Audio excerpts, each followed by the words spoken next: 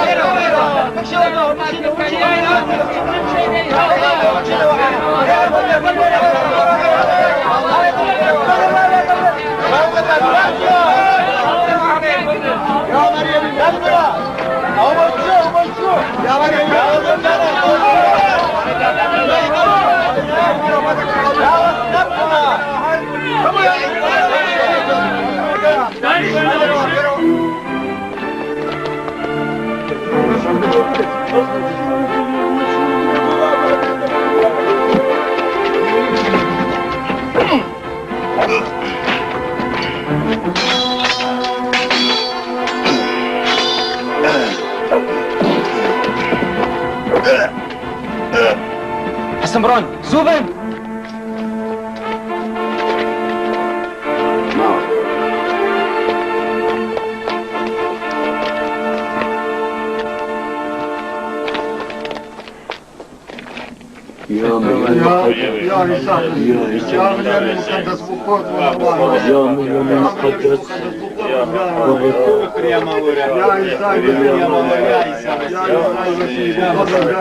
برودو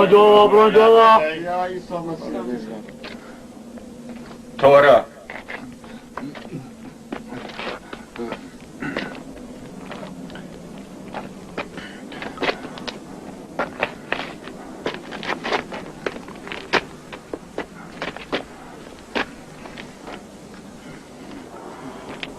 دنیا کامەیە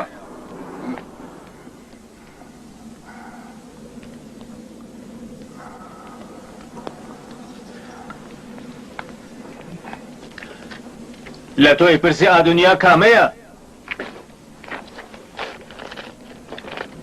ئەی ساڵاری بیت ئارام بە کەوایە ئەدونیای مۆبەلێغ ئەتۆی ماقوڵانە لەگەڵی بجوڵێنەوە خەزنەیەکی زۆر پڕبایخە بێگومان لەبەر ئەم کارە خەڵاتێکی باشمان پێدەدەن وەرن بیبەن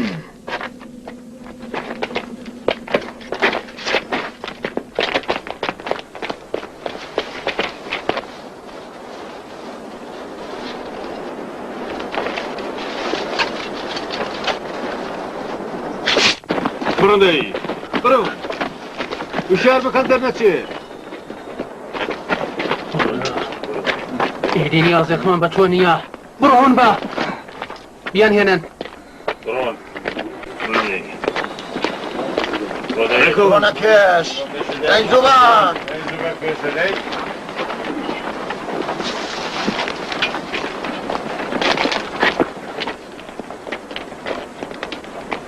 ئەو ترساوە دەزانم ئەشکەنجەی زۆر کراوی ئەگەنا هیچ قسەیەکت نەدەکرد. خدای گەورە بتبەخشێ، ئەمنیش ببەخشێ کە ئەتۆم تووشی ئازار کرد.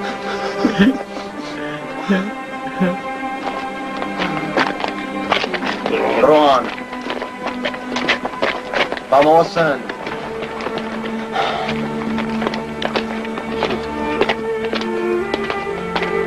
خەیانەت.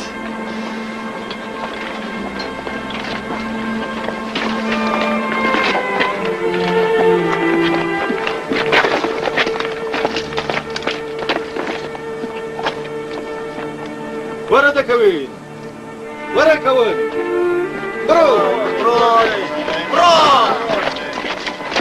بڕۆ پێش بڕۆ بڕۆن بڕۆ مامۆستا بڕۆ پێش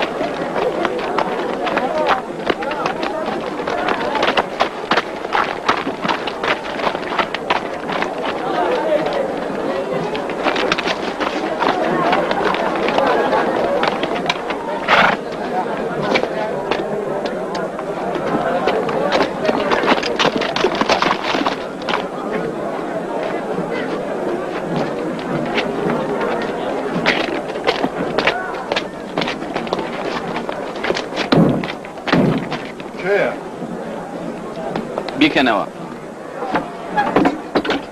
سڵام لە خاوەنشکۆ. جەنابی تلمیخا لە ماڵن؟ لە ماڵم فەرمووی.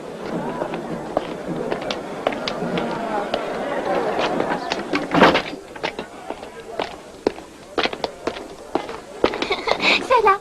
سەلام کچم، بابل لە ماڵە؟ بله.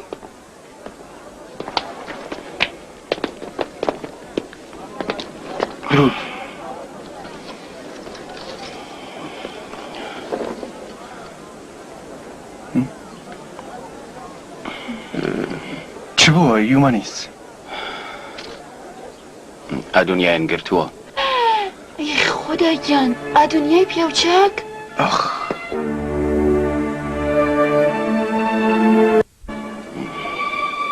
دەبێ کارێک بکەین.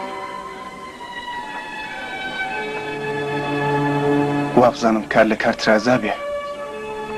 بریا ماکسیمیلیان لێرە بایە. مەگەر ئەو نەیدەزانی کە ئەمڕۆ ئەدونیا مەسیحیەکانی بۆ کۆبوونە و بانکێشتن کردووە. ئەگەر زانیبای خۆ نەدەڕۆیی بەهەرحاڵ دەبێ حەولی خۆمان بدەین.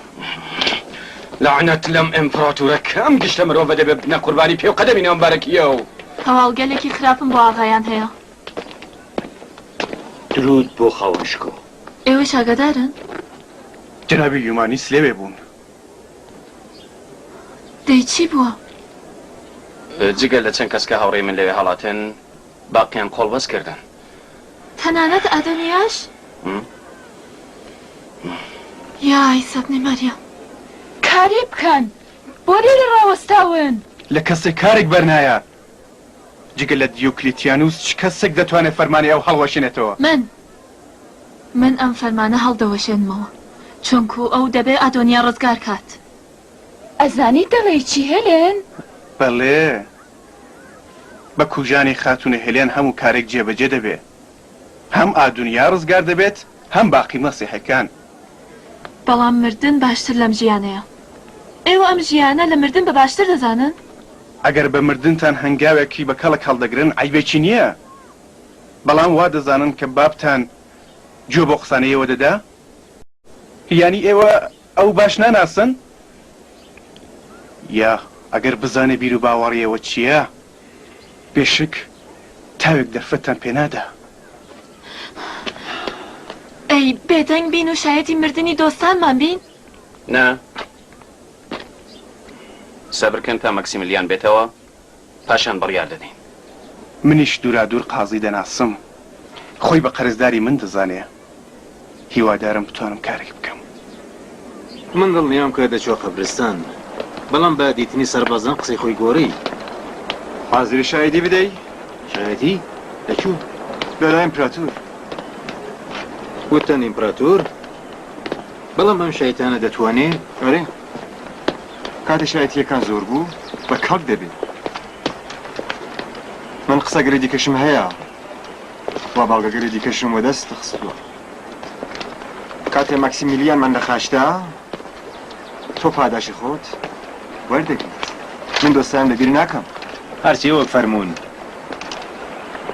من دەبێت لە ئاهەنگی قوربانی ئەمڕۆدا بەشداری بکەم. دیوکلیتیانوس دەیەوێت بۆ دوورکردنەوەی مەترسی لە ئەمپراتور بۆ ئاپۆلۆن قوربانی بکات. هەواڵی قۆربەتکردنی ئادۆنیاش بەوە دەم. تۆ بڕۆ سەرەوەخت ئادۆنیاوە، ئەو دەبێت قسە بکات، زۆر شت دەزانێت، تەنیا ئاگادار بە نەتبینە. بەسەر چاو قوربان.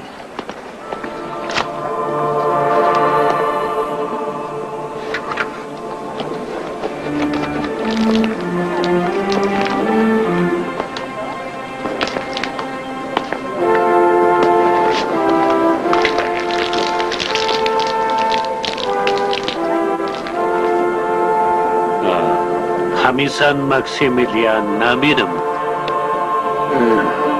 وا بزانن چوونەتە سەردانی ڕایەتەکانی دەوروبەری شار خاوەنشکۆ. ئێوە بزانم دەیەوێت لە هێمنایەتی ئەوەیەکانی سەر ڕێگای جەنابی ئیمپراتۆر دڵنیا بێت جەنابی دیوکلیتیانوس.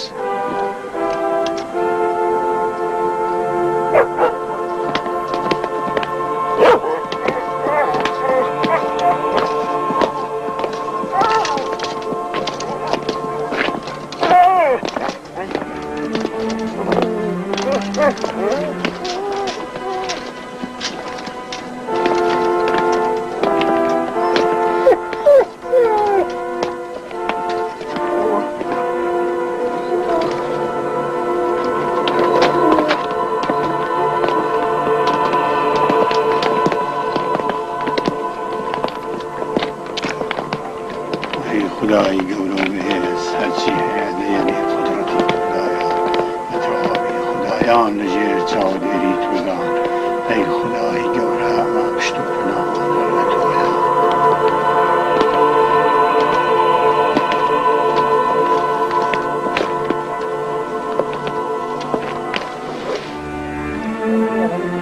ئێستا ئەمەش قوربانی بەندەی تۆ خاوەنشکۆ دیوکلیتیانوس نوێنەری جێگری جەنابی ئیمپراتور کە بەڵێنی داوا پێشکەشی بکەین.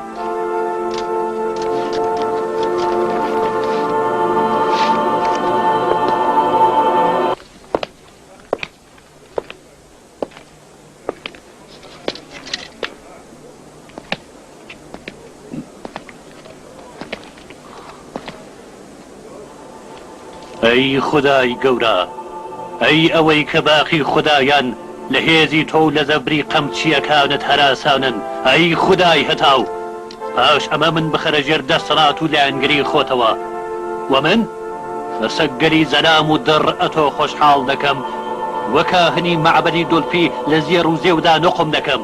ئەی ئاپۆلۆنی بەهێز بە پێشکەشکردنی ئەم قوربانیە داوا لێ دەکەم کە سەردانی ئیمپراتوری بەڕێز لە بەڵبندیەمەدا لە مەترسی دوورکەیتەوە و لە خراپە و نالەباری بیان پارێزی.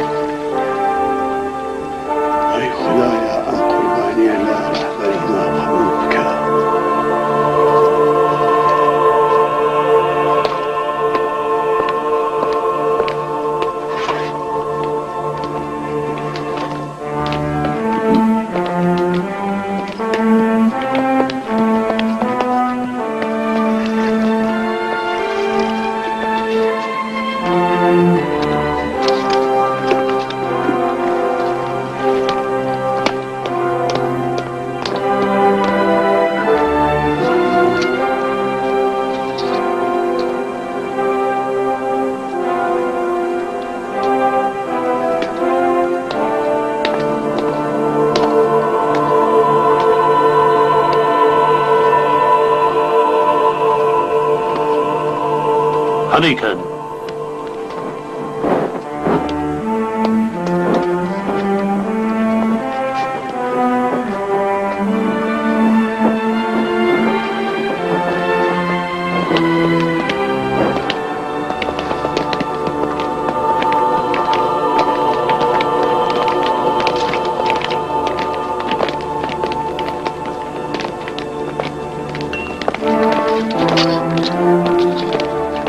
ئیمپراتور زۆری نەماوە وریا بنکار نیوتەواوەکان تەواو بکرێت. بەڵێ خاوەنشکۆ خاوەنشکۆ مزگەرم هەیە ئادۆنیای مۆبایلە قۆڵ بەس کرا.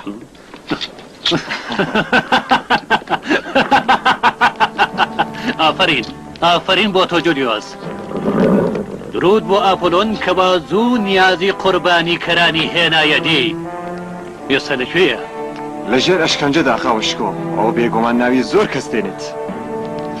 عەداڵەتی ڕوومی لەبیر مەبنەوە ئەو دەبێ محاکمە بکرێت بەر لە محاکمە نابێت سزا بدرێ. بڕۆ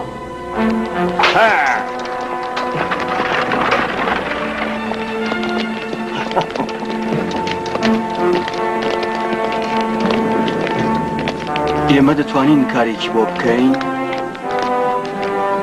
ئیمکانی نییە مەگەر بە مەرجی ناسران و کوژران. من حازرم بە بایی جانم ئەو ڕزگار بکە. کوژرانی هەر کام لە ئێمە ناسرانی ئەوی دیکەی بەدوادایە. لە حاڵێکدا ئێمە هەم هەلومەرجەمان بۆ ڕۆژی پێویستەوێ. ئەم حاڵەشەوە دەبێ هەوڵی خۆمان بدەین. بەڵێ بەڵێ بڕۆین.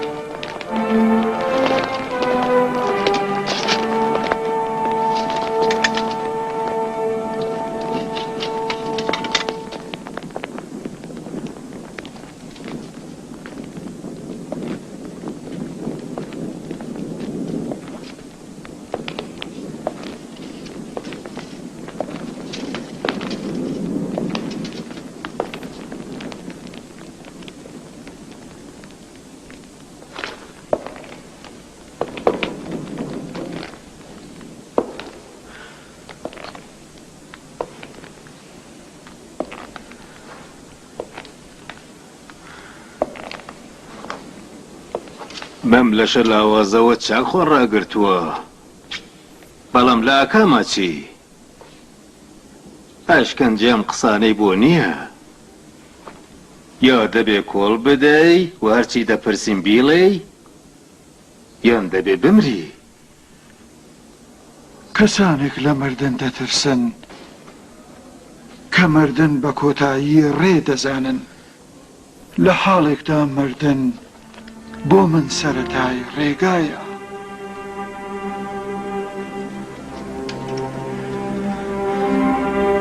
بەڵام تۆ بەر لەوەی ئەم ڕێگایەت دەست پێ بکەی نێوی چەند کەس دەبەی بڕۆ ناکەی؟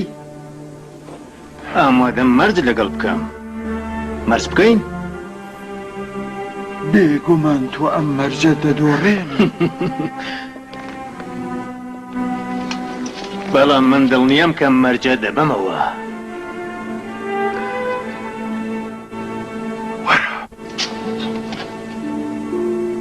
من دەتوانم تۆ ناچارکەم کە من زووتر بگەێنیتە مەنزڵ و لەم بەندی خانەی تاریکە ڕزگارم بکەی. من هەم دەتوانم تۆ ناچار بە قسەکردن بکەم، هەم ناچار بە قوربانی کردن بۆ خوداکانی ڕۆم.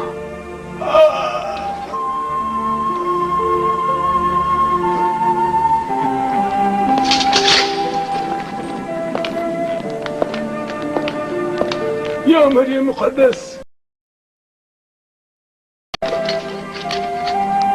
يارمتي بدا يارمتي بدا من ئامادەی قوربانی بوونم بەڵام نەکبوو بتەکانی ئێوە. من خۆم لە دەرگانەی خودای تاقانەدا قوربانی دەکەم.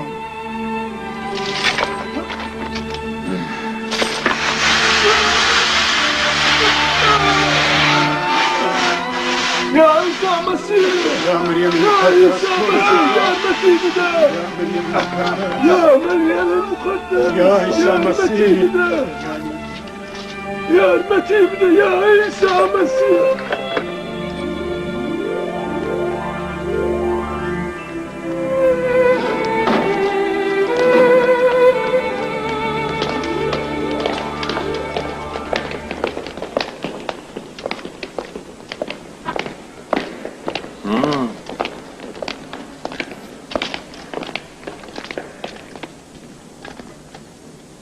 قسەیکی نەکرد؟ هێشتا نا. چەند جار لە ژێر ئەشکەنجەدا لەسەر خۆی چوو، بەڵام هێشتا هیچی نەکوتووە.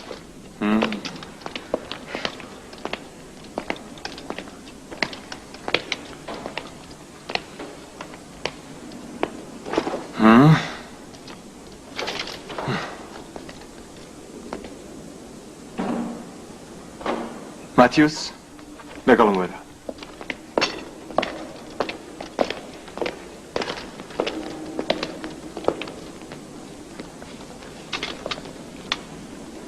ئاگات لێبێن نەمرێت. من دڵنیام کە ئەو زۆر شت دەزانێت. بڕۆین.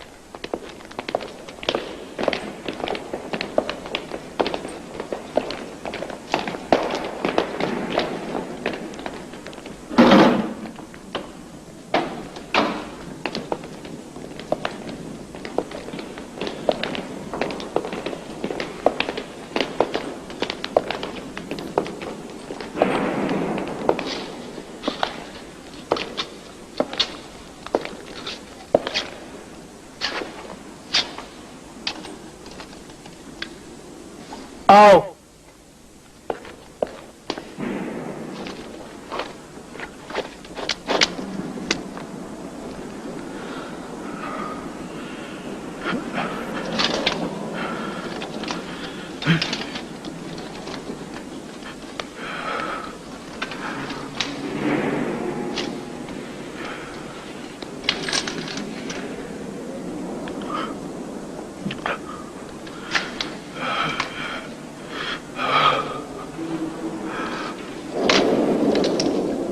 چەندە شیرینە. چ شتێ شیرینە؟ ئەمە کە مرۆڤ ژیان بە سڵامەت تەواو بکات و چەندە شیرینترە کە مردن بێت و مرۆڤ ئیمانی خۆی لەگەڵ هیچ شتێ نەگۆڕێتەوە.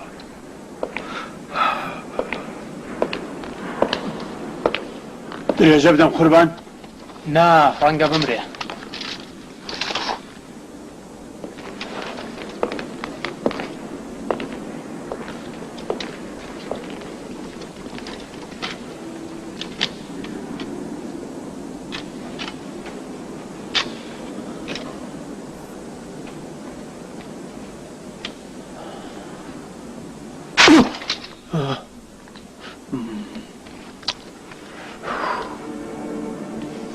تۆ لە ئاسن ساز بووی پیاو،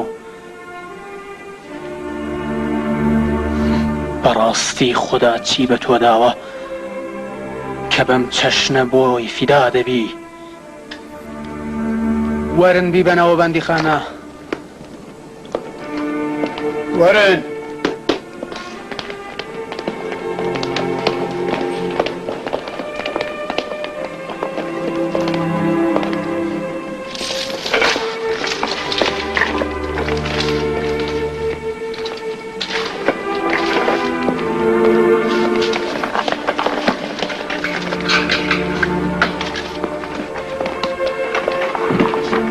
هنا ولا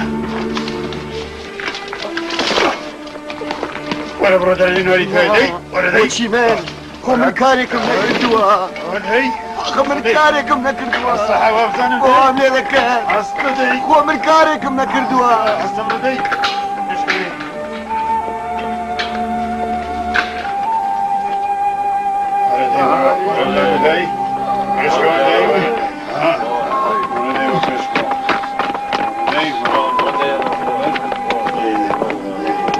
تو هەر لێر ڕاوەستا بەسەر چاوت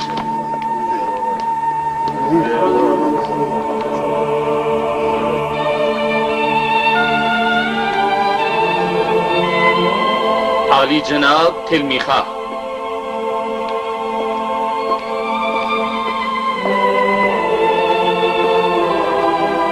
جنابی تلمیخا پزیشکی تایبەتی دیوکلیتیانوس ڕێگادون کردووە؟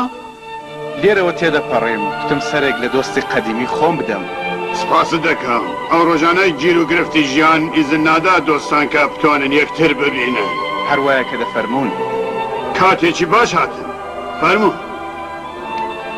سوپاس ئەمڕۆ شایدی داوەرێکی سەخت دەبن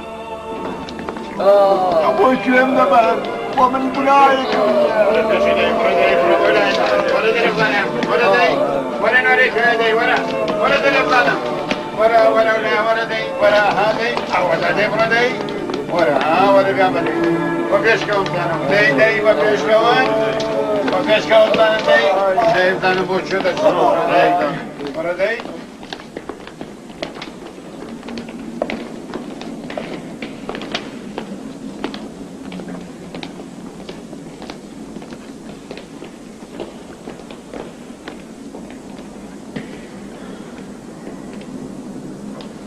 ئەی ڕاستەقینە کامەیە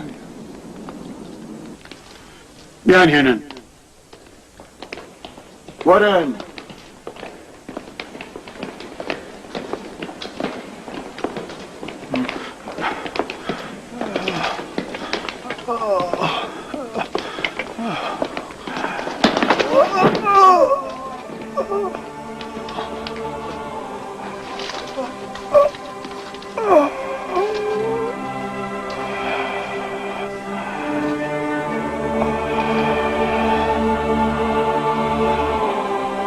ئاغایان ئەمانە هەمویان لە کاتی ئاهەنگی بەرەبەیانی مەسیحیەکان لە یەکێ لە قەبرستانەکانی ژێرزەوینی دەرەوەی شاردا خۆڵبەست کراون ژمارەیان 41 کەس بووە کە 25 کەسیان تۆبەیان کردووە و بۆ خوداکان قوربانیان پێشکەش کردووە و ڕزگار کراوە باقییان تۆبەیان نەکردووە کە ئەم 5 کەسە لەوانن ئەم ئادونیای مبەلغە لە گەورەکانی ئەوانە کە تا ئێستا ژمارێکی زۆر لە پێرەوانی ئیمپراتوری گومڕای کردووە ئەوە دنیای مەبەلغ ئەتۆی تاوانەکانی خۆت بیست تەبلیغی دینی غەیری قانونی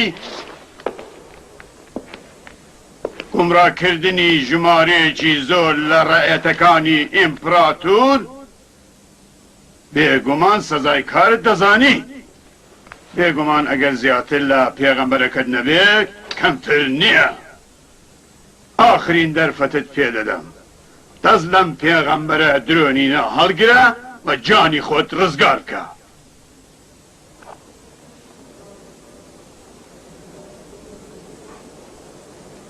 ئەوە خەڵکی چۆیە؟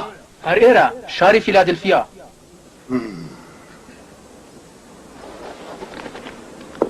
سزای تۆ مردنە مردن مەبەلغ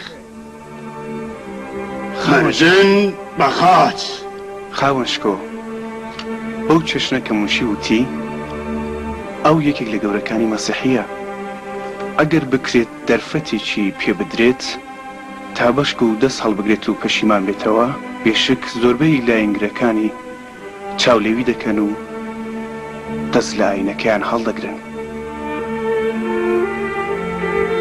ئەمن قسەی تۆم بەدڵ نییە. ئەو سەختترین شکەنجە کراوە، بەڵام لە بیر و باوەڕی خۆی دەستی هەڵ نەگرتو. بەڵام تۆ مەبەلغ، هەرچەند کە پێم خۆش نییە بۆ مایەدا بنێم، بەڵام ئەگەر لە لای خەڵک تۆبە بکەی مردنت ڕاحەت دەبێت. خاوەنشکۆ قازی، ئێوە بە ئێمە دەڵێن تۆبە بکەین و گیانی خۆمان ڕزگار کەین، بەڵام ئێوە نازانن ئێمە دەمێکە کە گیانی خۆمان ڕزگار کردووە. ئێوە دەتوانن لەتلەتمان کەن، بەڵام ئەمە جگە لە بەختەوەری و سەربەرزی بۆ ئێمە نییە و ئێمە لە خودای تاقانە نزیک دەکاتەوە. ئێستا من بە ئێوە دەڵێم بە خودای تاقانە ئیمان بێنن و گیانی خۆتان لە هەوەسەکان و شاوەتەکان و ئەو خودایانە کە بە هەوا هەڵتان بژاردووە ڕزگار کە. وا دیارێ شێتی ئەمانە ئەو پەڕی بۆ نییە، دەیەوێ ئێمەش گومڕە بکات. داوا لە من دەکا کە خودایانی خۆم لە بیر بەرمەوە بڕوا بە خودای ئەو بکەم. ئێوە پێتان سەیر نییە؟ جنابی قازی، وا دیارە هەروەک کەوتان ئەوانە شێت بوون، هەموو ئەشکەنجەیەکیان قبول کردو تا قسەی خۆیان بکەن، وا نازانن کەوان کەوتونەتە بەڕقی خوداکان. ڕەنگە پێشنیارێکم هەیە، وا باشتر نییە چەند ڕۆژێک دەرفەتیان پێ بدەین تا بەڵکو تووڕەی خوداکاندا مرکێ و شێتیوانیش چابێتەوە. ئێوە ئەمانە ناناسن، ئەوان دەست لە بیر و باوەڕی خۆیان هەڵ ناگرن. ڕۆژ لە دوای ڕۆژ ژمارەیان زیاتر دەبێت و هەموو جەیەک و هەموو کەسێک بە هەڵەدا دەبن. ئەتایبەت ئەمەیان کە دەبێت لەناو بچێ. وتت ناوی چ بوو؟ ئەدونیا.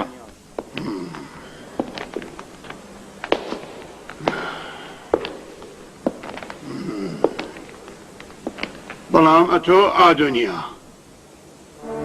ئەم زۆنە لە خاز دەدرێی تا بەسەر ئەو بمری. تەرمەکەت لەسەر خاز دەمێنێتەوە تا ببێتە عیبرەتی ئەوانی دیکە. دقی ئەو حکومە بنووسە. یان بن.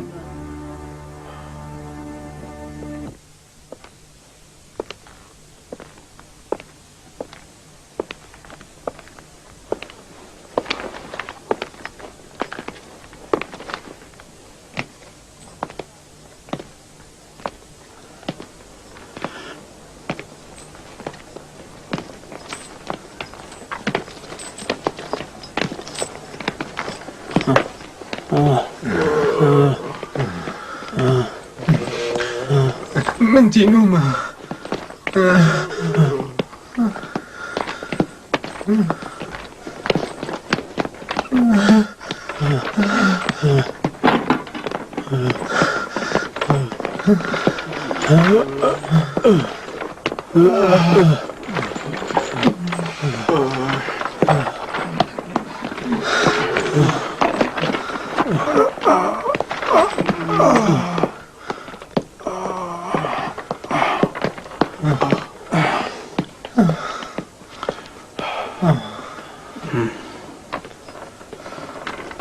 تۆ لە بیستنی هەواڵی ئادامی خۆت کەیف خۆشی؟ من خوداکانی ئێوە دەناسم، مەگەر تۆش خودای من دەناسی؟ نا، من خودای ئێوە ناناسم. ئەگەر ناسیبات حەقت بە من دەدا کە زیاتر لەمانە تا مەزرۆی دیداری ئەو بم.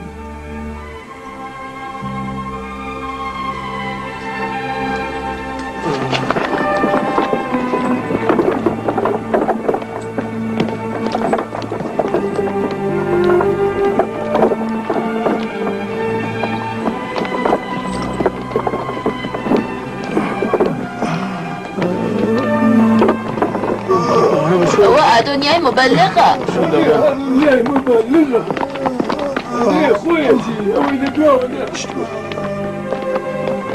فديس طالع بیر لە چی دەکەیەوە؟ لە بیریوانەدا تێگەیشتن لەوانە بەڕاستی هەستەمە.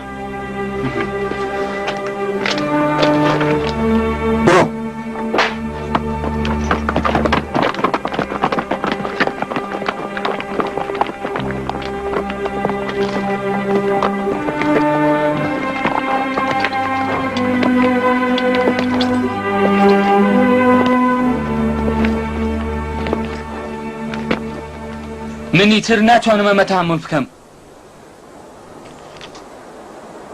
تاکەی خۆم بەبوت پەرست بدەمە قەڵەم. تاکەی دانیشین و ببینین کە لەلایەکەوە مەسیحەکان دەبنە خۆراکی شێران و حیواناتی دەڕەندا و لەلایەکی دیکەوە گلادیاتۆرەکان بۆ خۆشی و تەفریحی ئەو یەکتر بکوژن. تاکەی دەبێ ئەمە تحمل بکەین. ئارام بە مارتینوس، ئارام بە. ئێمە پێکەوەم ڕێگەمان هەڵبژاردووە. لەبیرت چوەتەوە؟ نا لەبیرم نەچێتەوە. بەڵام هۆی ئەم شاردنەوە و بێدەنگێژ نازانم. دروستە کە هیچ کەس لە قسەکانمان تێناگات. نەبوت پەرستەکان نە مەسیحەکان. بەڵام هەرچی بێت مەسیحەکان خوددا دەپەرستن. دەبێت تا ئاخری عومرمان دانیشین وە چاویان لێ بکەین کە چۆن خێنی ئەوان دەڕێژن. ئەی ئەو شەمشیرانە کە لە کالاندا ژەنگیان هێناوە بەکاری چ دێن؟ ئەو کەسەی بە لە شەڕ شمشێری دەربێنێت تەنیا خۆی بریندار دەکات. وا بزانە ئێمە سێ کەس 30 کەس لەوانیش بکوژین. چ شتێک دەگۆڕدرێ؟ مەگەر تەواوی ئەم جەنایەتانە بەدەستی دیوکلێتیانوس بەڕێوە ناچێ و ئێمەش لە ئاشکرا و نەهێنیدا هاوڕێی ئەو نین. بۆچی شەڕی ئەو لەسەری هاو ئاینەکانمان کەم نەکەینەوە؟ فایدەی چییە؟ دیوکلێتیانوس نەبێ یەکێ دیکە بەم کارە تەنیا گیانی خەڵکمان خستۆتە مەترسیەوە. تا کاتێ ئیمپراتور هەیە کەسانێ وەکو دیوکلێتیانوس هەن مارتینوس.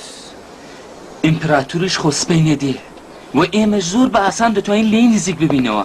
بۆ ئەمە دەڵێن چی؟ مارتینوسی بەڕێز، تو وا دەزانی بۆ ڕوون زۆر سەختە کە ئیمپراتۆرێکی دیکە بێنێتە جێگەی ئەو؟ ئەمە چ خەسەیەکە؟ بەم جۆرە دەبێت لە سەزادانی تەواوی تاوانبارانی دوونیا چاوپۆشی بکەین؟ چونکە هەر تاوانباری کە سزا بدرێت دیسانەوە جەنایەتکارانێکی دیکەن. ئێمە دەبێ ئەرکی سەرشانی خۆمان بەجێ بێنین. مارتینوس ڕاست دەکەی.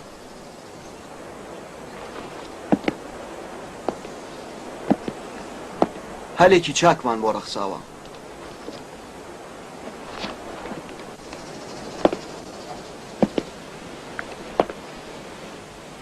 ڕاستەکەتان بوێت منیش ئیتیماندوو بووم. نەتەنیا لە مردن ناترسم بەڵکو چاوەڕوانیش. بەڵام ترسی ئەوەم هەیە کە لە تۆڵەی کوژانی ئیمپراتوردا تەواوی خەڵقەڵات چۆ بکەن.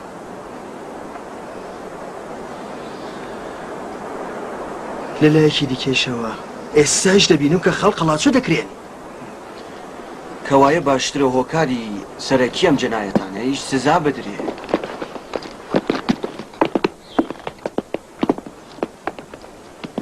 سۆلیدانوس، ئێمە بە شەمشیرە تیژەکانمانەوە چاوەڕوانی فەرمانی توین. خدایە، تۆ شایەدی کە هەر کارێ دەکەین بۆ ڕەزامەندی تۆیە، نەک لەبەر خۆمان. لێمان قبول بکە و لەم ڕێگایەدا ئێمە یارمەتی بدە.